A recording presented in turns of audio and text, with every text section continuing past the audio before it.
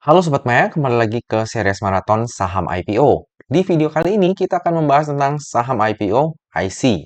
Jadi PT Indo American Seafoods atau IC ini didirikan sejak tahun 2006 dan bergerak dalam bidang penjualan produk olahan udang yang didukung dengan adanya operasional tambak udang serta fasilitas produksi dan juga penyimpanan dingin ataupun cold storage. Nah, lokasi tambak udang, pabrik, dan juga kantornya IC ini berada di Lampung Selatan. Untuk produk olahan udang dari IC ini berasal dari jenis udangnya itu Faname dan juga udang windu ya, yang kemudian menghasilkan produk olahan udang juga berupa raw product, cook product, dan juga value added di mana sebagian besar produk perseroan itu diekspor ke Amerika Serikat dan juga Jepang. Oke, kita lanjut melihat details bisnisnya IC. Jadi yang pertama ini budidaya udang Faname ya.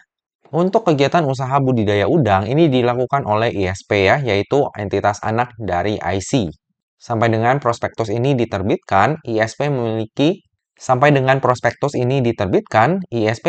96 kolam budidaya dengan jumlah kolam yang aktif beroperasi untuk membudidayakan udang sebanyak 32 kolam. ISP ini memanfaatkan air laut ya yang digunakan untuk budidaya udang Faname di setiap kolamnya.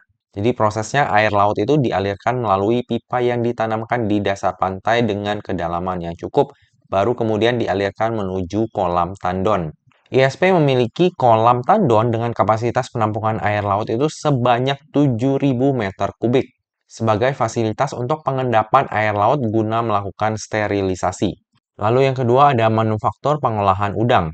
IC memiliki dua fasilitas produksi ya yang masing-masing dimiliki oleh IC dan juga entitas anak yaitu ISP, di mana kedua fasilitas tersebut berada di Lampung. Untuk kapasitas produksinya itu adalah sebesar 35 ton per hari. Sehingga untuk total kapasitas produksi yang dimiliki oleh IC dan juga entitas anak saat ini sebanyak 70 ton per hari. Selain itu, IC dan juga ISP memiliki fasilitas penyimpanan ataupun cold storage untuk menyimpan dan menjaga kualitas hasil produk olahan udang sebelum dilakukan pengiriman kepada konsumen. Untuk kapasitas cold storage yang dimiliki oleh IC dan juga ISP itu masing-masing sebanyak 1.200 ton dan 1.500 ton. Sehingga jumlah total itu sebanyak 2.700 ton. Untuk saat ini, IC ini memiliki fasilitas pengolahan udang dengan total kapasitas 70 ton per harinya. Dan kapasitas cold storage itu mencapai kapasitasnya itu 2.700 ton.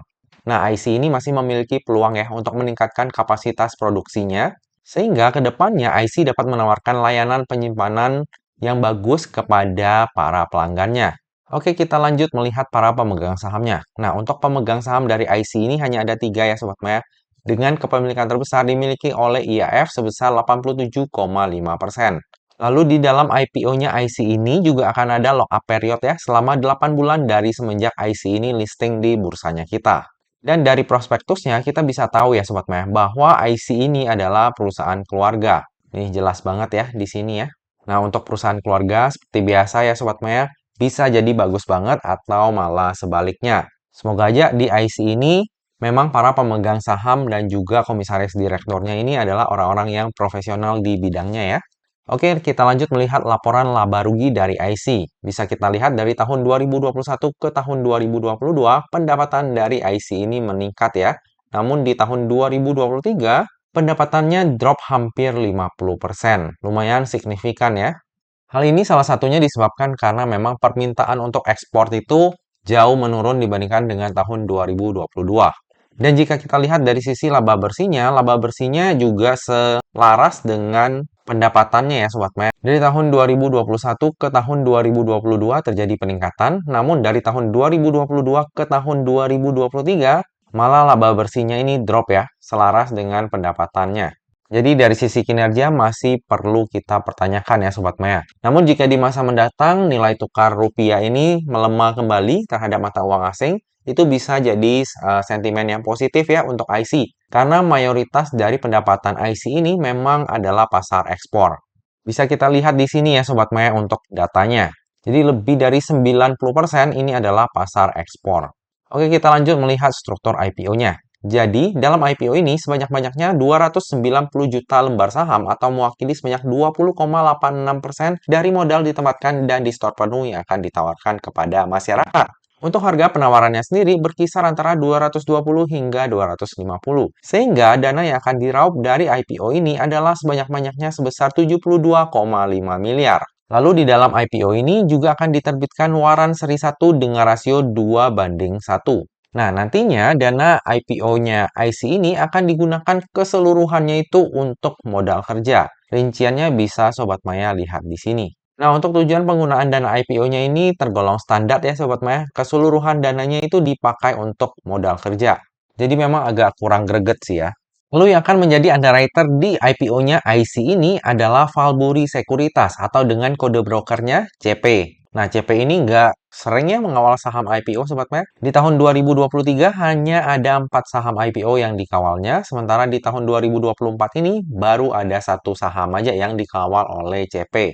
Jika kita lihat untuk track recordnya CP ini lumayan bagus ya Sobat Mac, kecuali di MSCI. Dan sebagai tambahan, MSCI ini adalah saham di papan akselerasi. Jadi selain di papan akselerasi, untuk kinerjanya CP ini bagus. Dan hingga saat ini, CP itu mirip sama EP ya Sobat Paya. Belum pernah menjadi underwriter tunggal. Nah, coba kita lihat ya nanti ya, kalau misalnya udah di penawaran umum. Apakah CP akan seperti biasa, joinan dengan underwriter lainnya? Atau di IPO ini, khusus ya, dia menjadi underwriter tunggal untuk pertama kalinya. Tapi secara historikal memang ya untuk CP ini bagus ya untuk mengawal sama IPO kecuali yang ada di papan akselerasi. Lalu ini adalah laporan keuangan dari IC.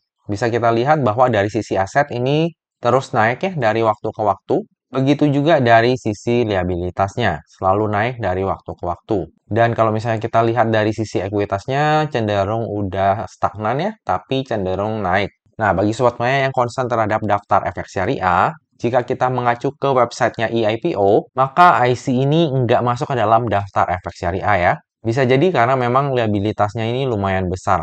Oke, selanjutnya kita lihat valuasi dari IC. Di sini saya bikin di rentang harga IPO-nya, yaitu di harga 220 hingga 250. Nah, jika nantinya IC ini listing di harga terendahnya, yaitu di harga 220, maka PER-nya adalah sebesar 175,2 kali, sementara PBV-nya di 1,77 kali, dengan market cap sebesar 305 miliar. Sementara jika nantinya IC ini listing di harga tertingginya yaitu di harga 250, maka PER-nya itu akan berada di 199,09 kali dan PBV-nya di 1,91 kali dengan market cap sebesar 347 miliar. Nah, dari sisi valuasi, IC ini cenderung mahal ya Sobat Maya untuk ukuran saham IPO. Oke, dari tadi udah banyak hal yang kita bahas, sekarang tiba juga kita ke bagian kesimpulan. Kesimpulan yang pertama, bisnis IC menurut saya pribadi kurang menarik ya Sobat Maya. Karena NPM-nya ataupun net profit margin-nya itu tergolong kecil dan resiko untuk bisnis ini tergolong tinggi.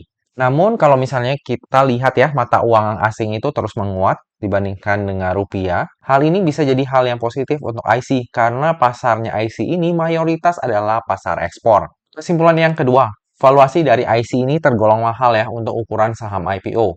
Untuk tujuan penggunaan dana IPO-nya sendiri tergolong standar, keseluruhan dana dari IPO-nya IC ini akan dipakai untuk modal kerja. Kesimpulan yang ketiga, underwriter dari IPO-nya IC ini adalah CP. Nah, saham-saham yang dikawal oleh CP, ya, selain yang ada di papan akselerasi, semuanya itu bagus ya, minimal tutup di zona hijau. Dan secara historikal, CP ini juga belum pernah menjadi underwriter tunggal ya.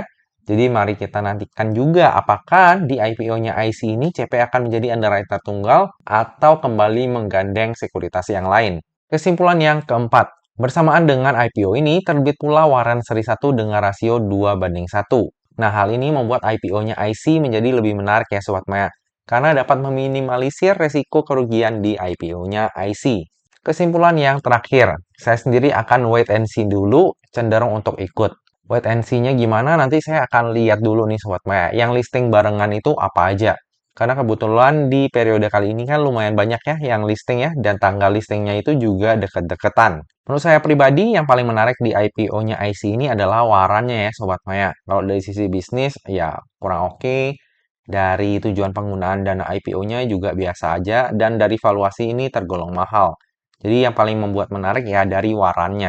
Seperti biasa ya Sobat Maya, yang namanya saham, terlebih saham IPO, itu nggak pernah luput dari yang namanya resiko. Jadi bagi Sobat Maya yang mau melakukan order saham IPO IC, pastikan Sobat Maya melakukan order sesuai dengan resiko yang siap untuk Sobat Maya tanggung ya. Lebih lengkapnya nanti saya akan order atau enggak untuk saham IPO IC ini akan saya share di tab community ataupun IG saya pada saat masa offering nanti. Nah Sobat Maya, demikianlah video review saham IPO IC. Semoga aja video ini dapat bermanfaat bagi Sobat Maya semuanya dan dapat menjadi bahan pertimbangan nih. Apakah nantinya Sobat Maya akan membeli saham IPO IC atau enggak? Nah Sobat Maya, akhir kata jangan lupa untuk selalu jaga kesehatan, jangan lupa untuk selalu bahagia, dan semoga perjalanan investasi kita selalu cuan bareng-bareng ya. Sampai jumpa di video review saham IPO selanjutnya. Dah.